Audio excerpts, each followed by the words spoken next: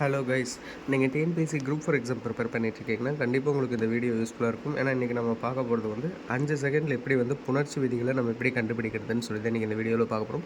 So topic ரொம்ப ஈஸியான ஒரு டாபிக், சரிங்களா? இதில் வந்து நிறைய பேர் கொஞ்சம் கன்ஃபியூஸ் ஆவாங்க. ஸோ நம்ம சொல்கிற கான்செப்ட் வந்து பார்த்திங்கன்னா மனப்பாடம் இல்லை, ரூல்ஸ் கிடையாது, இப்போவே சொல்லிடுறேன். ஸோ இது தேவையில்லை, எனக்கு வந்து கான்செப்ட் மட்டும் புரிஞ்சால் போதும் ப்ரோ அப்படின்னு தெரியறவங்க மட்டும் இந்த வீடியோ ஃபுல்லாக பாருங்கள். மற்றவங்க வந்து ஸ்கிப் பண்ணிடலாம். ஸோ அவசியம் கிடையாது, சரிங்களா? ஸோ நான் சொல்கிற இந்த மெத்தடை யூஸ் பண்ணுங்கள், கண்டிப்பாக உங்களுக்கு 1.5 மார்க் கிடைக்கும். ஸோ வீடியோவை கடைசி வரைக்கும் ஸ்கிப் பண்ணாமல் ஃபுல்லாக பாருங்கள், சரிங்களா? ஃபஸ்ட் நம்ம என்னென்ன டாபிக் பார்க்க போகிறோம்னா, பண்பு பெயர், மெய்யீற்று புணர்ச்சி, இயல்பெயர் புணர்ச்சி, உடன்படுமை புணர்ச்சி, குற்றியலுகர புணர்ச்சி, எண்ணுப்பெயர் புணர்ச்சி, மகர ஈற்று புணர்ச்சி, திசைப்பெயர் புணர்ச்சி, பூப்பெயர் புணர்ச்சி அப்படின்னு சொல்லிட்டு மொத்தம் ஒரு 9 டாபிக் வந்து பார்க்க போகிறோம். ஸோ அதில் வந்து இப்போ நம்ம ஃபஸ்ட்டு பார்க்க போகிறது வந்து என்னென்னு பார்த்துட்டிங்கன்னா பண்பு பெயர் புணர்ச்சி, சரிங்களா? இதோட ஷார்ட்கட் என்னென்னா ரொம்ப சிம்பிளுங்க, சரிங்களா? ஒரு வேர்டோட ரெண்டாக பிரிக்கணும்னு வச்சுக்கோங்களேன். அதில் ஃபஸ்ட்டு வர்றது பகுதி, ரெண்டாவது வர்றது விகுதி, சரிங்களா? செம்பருதி அப்படின்ட்டு இருக்குன்னா அதில் செம்மைங்கிறது பகுதி, பரிதிங்கிறது விகுதி, சரிங்களா? இதில் இப்படி நீங்கள் பிரிக்கும்போது பகுதியில் வரப்போகிற இந்த லாஸ்ட்டு எழுத்து மையில் முடிஞ்சு அப்படின்னா அது வந்து பிரிக்கும்போது உங்களுக்கு மையில் முடிஞ்சிச்சு அப்படின்னா அது வந்து பண்பு பெயர் புணர்ச்சிங்க, அவ்வளோதான், சரிங்களா? இப்போது இங்கே பாருங்களேன், செந்தமிழை பிரித்து எப்படி வரும்? செம்மை ப்ளஸ் தமிழை, மயில முடிதான். செந்நிறம் பிரித்தா செம்மை ப்ளஸ் நிறம், மயில முடிதான். ஸோ இந்த மாதிரி வந்து ஒரு வேர்டை நம்ம ரெண்டாக பிரிக்கும் பொழுது அதை வந்து மையில் முடிஞ்சு அப்படின்னா அது வந்து பண்பு பெயர் புணர்ச்சி, அவ்வளோதாங்க, சரிங்களா? அடுத்து மெய்யீற்று புணர்ச்சி, இது ரொம்ப ஈஸி. இதில் வந்து என்னன்னு சொல்லி பார்த்துட்டிங்கன்னா சேம் அதே தான். ஒரு வேர்டை கொடுத்து ரெண்டாக பிரிக்கும் பொழுது பகுதியில் இருக்கக்கூடிய லாஸ்ட் எழுத்து மெய்யெழுத்தாக முடிஞ்சு அப்படின்னா அது வந்து மெய்யீற்று புணர்ச்சி, அவ்வளோதான், சரிங்களா? இங்கே பாருங்கள், வானம் எல்லாம் எப்படி பிரிப்பீங்க? வானம் ப்ளஸ் எல்லாம், பகுதியில் வந்து மெய்யெழுத்து இம்மல முடியுதா, அவ்வளோதான், சரிங்களா? அடுத்து தாமுளைக்கும் பாருங்கள், பகுதியில் எப்படி இருக்குது? லாஸ்ட் எழுத்து இம்மல முடியுதா. ஸோ இந்த மாதிரி ஒரு வேர்டை கொடுத்து அது வந்து பிரிக்கும் பொழுது பகுதியோட, அதாவது பகுதியில் இருக்கிற லாஸ்ட் எழுத்து மெய்யெழுத்தாக முடிஞ்சுன்னா அது வந்து மெய்யீற்று புணர்ச்சி, சரிங்களா? அடுத்து இயல்பெயர் புணர்ச்சி. இயல்பெயர் புணர்ச்சியோட ஷார்ட்கட் என்னன்னு சொல்லி பார்த்துட்டிங்கன்னா, ஒரு வேர்டை கொடுத்து அதை நம்ம ரெண்டாக பிரிக்கும் பொழுது அதில் வந்து பார்த்தீங்க அப்படின்னா புதுசாக ஒரு வேர்டு க்ரியேட் ஆகுதுன்னா அது வந்து இயல்பெயர் புணர்ச்சி. இங்கே பாருங்களேன், தமிழ் குயில், இப்போ தமிழ் ப்ளஸ் குயில் ரெண்டும் சேரும்போது என்னென்ன வரும்? தமிழ் குயில், இக்கு வருமா? ஸோ நீங்கள் அந்த வேர்டு இப்போ தமிழ் குயில் அப்படிங்கிறது ஒரு 2 to 5 டைம்ஸ் எங்களோட சொல்லி பாருங்களேன், நீங்களே சொல்லி பாருங்கள்.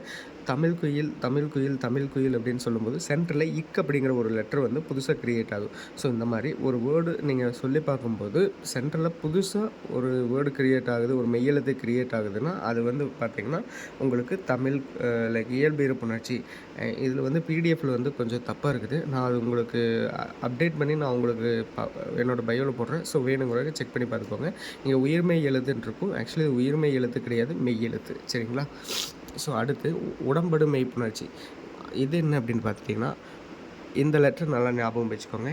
இ இ அதாவது இ ஐ லு இவ் அப்படின்ற வேர்ட்ஸ் வந்து ஒரு வேர்டை பிரிக்கும்போது பகுதியில் வந்துச்சு அப்படின்னா அது வந்து உடம்படு மெய்ப்புணர்ச்சி. ஃபார் எக்ஸாம்பிள், உன்னை எல்லாம் பிரித்து பாருங்கள், உன்னை உன்னை அப்படின்னு சொல்லி போடும்போது இன் ப்ளஸ் ஐ அப்படிங்கிற மாதிரி வரும், சரிங்களா?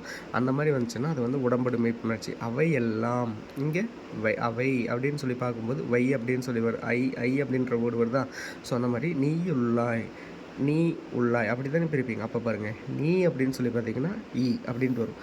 கொழுவிருந்தாய், கொழு கொழுவிருந்தாய் அப்படின்னு சொல்லி போடும்போது கொழுவிருந்தாய் இவ் அப்படிங்கிற வேர்டு வரும். ஸோ இந்த மாதிரி நான் சொல்லியிருக்கிற இங்கே கொடுத்துருக்குற இந்த வேர்ட்ஸ் உங்களுக்கு இங்கே பிரிக்கும் பொழுது வந்துச்சுன்னா அது வந்து உடம்படு மெய்ப்புணர்ச்சி, சரிங்களா? உங்களுக்கு இதை சும்மா பார்க்குறதுக்கு ஒரு மாதிரி கன்ஃபியூஸ் ஆகிற மாதிரி இருக்கும், பட் நீங்கள் ப்ராக்டிஸ் பண்ணி பார்க்கும் பொழுது கண்டிப்பாக யூஸ்ஃபுல்லாக இருக்கும், சரிங்களா? ஸோ அதுக்கான எக்ஸசைஸை நான் கீழே கொடுக்குறேன், நீங்கள் அதை பார்த்து கமெண்ட் செக்ஷனில் சொல்லிட்டு போயிருங்க ஆன்சரை. அடுத்து குற்றியலுகர புணர்ச்சி, ரொம்ப சிம்பிளான ஒரு ஷார்ட்கட். என்னென்னா, ஒரு வேர்டை கொடுத்து நம்ம அதை ரெண்டாக பிரிக்கும் பொழுது பகுதியில் இருக்கக்கூடிய எழுத்து ஊ அப்படிங்கிற லெட்டரில் முடிஞ்சுன்னா அது வந்து குற்றியலுகர புணர்ச்சி, சரிங்களா? உடைத்தெழுந்த பிரித்து பாருங்கள், உடைத்து ப்ளஸ் எழுந்த, என் கூட சேர்ந்து சொல்லுங்கள், உடைத்து ப்ளஸ் எழுந்த, உடைத்து அப்படின்னு சொல்லும்போது அந்த தூ வந்து ஊவாக தானே நம்மளுக்கு லாஸ்ட் எழுத்து வருது. ஸோ அந்த மாதிரி ஒரு ஊ அப்படிங்கிற லெட்டர் வந்துச்சு அப்படின்னா பகுதியோட லாஸ்ட் எழுத்தில் அது வந்து குற்றியலுகர புணர்ச்சி. மெயினாக பார்த்துக்கோங்க, நீங்கள் பார்க்குறது எல்லாமே பகுதி தான் பார்க்கணும், விகுதியை பார்க்கக்கூடாதுங்கிறது இப்போவே சொல்லிடுறேன்.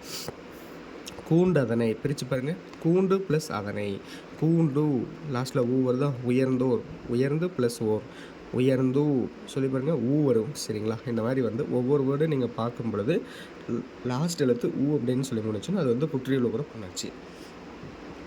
அடுத்து எண்ணு பெயர் புணர்ச்சி. எண்ணு பெயர் புணர்ச்சிங்கிறது ஒன்றுமே கிடையாது. ஒரு நம்பரை பேஸ் பண்ணி வந்துச்சு அப்படின்னா அது வந்து எண்ணு பெயர் புணர்ச்சி சரிங்களா. இங்கே பாருங்களேன், முத்தமிழ் 3 + தமிழ் 3 அப்படிங்கிறது என்ன, ஒரு எண். அந்த மாதிரி ஒரு நம்பரை பேஸ் பண்ணி வந்தால் அது வந்து எண்ணு பெயர் புணர்ச்சி. எண்கோள் 8 + கோள், எட்டுங்கிறது எண் சரிங்களா. இந்த மாதிரி வந்து ஒரு நம்பரை பேஸ் பண்ணி வந்துச்சுன்னா அது வந்து எண்ணு பெயர் புணர்ச்சி. அடுத்து திசை பெயர் புணர்ச்சி. இதுவும் சிம்பிள் தான். ஒரு திசையை பேஸ் பண்ணி வந்தால் அது திசை பெயர் புணர்ச்சி. ஃபார் எக்ஸாம்பிள் பாருங்கள், பகுதி லெட்டர் தான் பார்க்கணும். ஏன்னா என்ன பெயர்லேயும் நான் சொல்லியிருப்பேன், ஃபஸ்ட்டு லெட்டர் தான் பார்க்கணும். பகுதி வந்து 3 அப்படின்னு சொல்லி தானே வருது.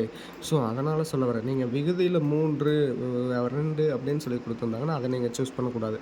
இப்போது திசை பெயரில் பாருங்கள், திசை பெயரில் வந்து பார்த்திங்கன்னா தென் தமிழ் இருக்குது. தென் தமிழை பிரித்தா தெற்கு ப்ளஸ் தமிழ்ன்ட்டு வருமா. ஸோ தெற்குங்கிறது ஒரு திசை, அப்போ அது திசை பெயர் புணர்ச்சி. வட மாநிலம் பிரித்து பாருங்கள், வடக்கு ப்ளஸ் மாநிலம் அதுவும் ஒரு திசை, அவ்வளோதான் சரிங்களா. ஸோ இந்த மாதிரி ஒரு திசையை பேஸ் பண்ணி பகுதியில் வந்துச்சுன்னா அது வந்து திசை பெயர் புணர்ச்சி. அடுத்து பூப்பெயர் புணர்ச்சி சரிங்களா. பூப்பெயர் புணர்ச்சி அப்படின்னா ஒன்றும் இல்லை, ஒரு வேர்டை நம்ம ரெண்டாக பிரிக்கும் பொழுது பகுதி லெட்ரு பூ மட்டும் வந்துச்சு, பூ லெட்டர் மட்டும் பேஸ் பண்ணி வருது, பூ சரிங்களா. நீங்கள் பூ பார்க்கக்கூடாது, பூ. நான் வந்து நெடில் குறிலெல்லாம் சொல்ல விரும்பல. பூ அதாவது குண்டு பூ வந்துச்சு அப்படின்னா அது வந்து பூப்பெயர் புணர்ச்சி. நீங்கள் அதுக்குன்னு ஒரு ஃப்ளவர் இங்கே கொடுத்துட்டு லைக் எப்படி சொல்கிறது, தாமரை கண் அப்படின்னு சொல்லியிருக்குன்னு வச்சுக்கோங்களேன். இங்கே வந்து தாமரை ப்ளஸ் கண் அப்படின்னா வந்து தாமரை பூ தானே, அப்போ பூப்பெயர் வரும் அப்படின்னு சொல்ல போடக்கூடாது. பூ அப்படிங்கிற வேர்டு இருந்தால் மட்டும்தான் நீங்கள் போடணும். ஃப்ளவர் இருக்கிறத வச்சு நீங்கள் வந்தால் போடக்கூடாது. இப்போ பூ என்றும் பிரித்து பாருங்களேன், பூ ப்ளஸ் என்றும் தனி வார்த்தை பூ தானே வருது. பூம்பாவாய் பிரித்து பாருங்கள், பூ ப்ளஸ் பாவாய், பூங்கிறது ஒரு தனி வீடு. பூங்கோதை, பூ ப்ளஸ் கோதை சரிங்களா. பூங்கிறது தனி வீடு. பூங்கொடி, பூ ப்ளஸ் கொடி, அப்போ பாருங்கள் பூங்கிறது தனி வார்த்தை. இந்த மாதிரி தனியாக குறிக்கிற மாதிரி வந்துச்சு பூ லெட்டர் மட்டும் அப்படின்னா அது வந்து பூப்பெயர் புணர்ச்சி சரிங்களா. உங்களுக்கு வந்து இங்கே பயிற்சிக்கு வந்து 5 கொஸ்டின் நான் கொடுத்துருக்குறேன். ஸோ அந்த 5 கொஸ்டினுக்கு வந்து தரவாக நீங்கள் ஆன்சர் பண்ணிட்டு போயிருங்க.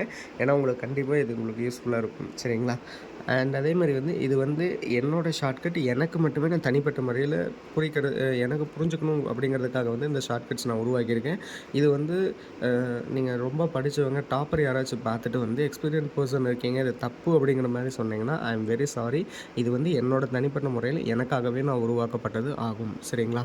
அண்ட் இதே மாதிரி நம்மக்கிட்ட நிறைய ஷார்ட்கட்ஸ் இருக்குது. ஸோ பார்க்காதவங்க வந்து பார்த்து தெரிஞ்சுக்கோங்க. அண்ட் இந்த வீடியோவோட பிடிஎஃப் உங்களுக்கு வேணும் அப்படின்னு நினச்சிங்கன்னா கமெண்ட் செக்ஷனில் வந்து நீங்கள் என்ன சொல்லலாம், ஸோ கைஸ் உங்களுக்கு இந்த பிடிஎஃப் வேணும்னு சொல்லி நினச்சிங்க அப்படின்னா எனக்கு வந்து கமெண்ட் செக்ஷனில் நீங்கள் வந்து புணர்ச்சி அப்படின்னு சொல்லிவிட்டு நீங்கள் கமெண்ட் செக்ஷனில் தட்டி விட்டு போங்க, நானே உங்களுக்கு டைரெக்டாக அனுப்பிச்சி வைக்கிறேன். அப்படி வந்து உங்களுக்கு ரெஸ்பான்ஸ் வரல அப்படின்னா தயவு செஞ்சு நீங்கள் என்னோடய பயோவில் இருக்கிற லிங்கை கிளிக் பண்ணி நீங்கள் டவுன்லோடு பண்ணிக்கோங்க சரிங்களா. அண்ட் ஒரு சில விஷயத்தில் வந்து நான் இங்கே ஷார்ட்கட் சொல்லியிருக்க மாட்டேன். எதுக்கு நான் சொல்லியிருக்க மாட்டேன் அப்படின்னா மகர ஈற்று புணர்ச்சிக்கு நான் ஷார்ட்கட் சொல்லியிருக்க மாட்டேன். ஸோ அந்த மகர ஈற்று புணர்ச்சி வந்து நீங்கள் என்ன பண்ணுறீங்கன்னா நீங்களே ஒரு ஷார்ட்கட் க்ரியேட் பண்ணுங்கள் சரிங்களா. ஏன்னா பண்பு பெயர் மெய்யீற்று பெயர் எல்லாத்துக்குமே நான் கொடுத்தாச்சு. பட் நீங்கள் வந்து மகர ஈற்றுக்கு நீங்கள் க்ரியேட் பண்ணிங்கன்னா மட்டும்தான் லைஃப் லாங் உங்களுக்கு மறக்காமல் இருக்கும். நானே எல்லா ஷார்ட்கட்டும் சொல்லிட்டுன்னா அது ஈஸியாக முடிஞ்சிட்டு போயிடும் சரிங்களா. ஸோ நீங்கள் மகர ஈற்று புணர்ச்சிக்கு ஒரு ஷார்ட்கட் தெரிஞ்சு வச்சுருந்தீங்கன்னா அதையும் நீங்கள் கமெண்ட்டில் தட்டிட்டு போங்க. அப்புறம் வழக்கம் போல் அடுத்த வீடியோவில் பார்க்கலாம். Bye.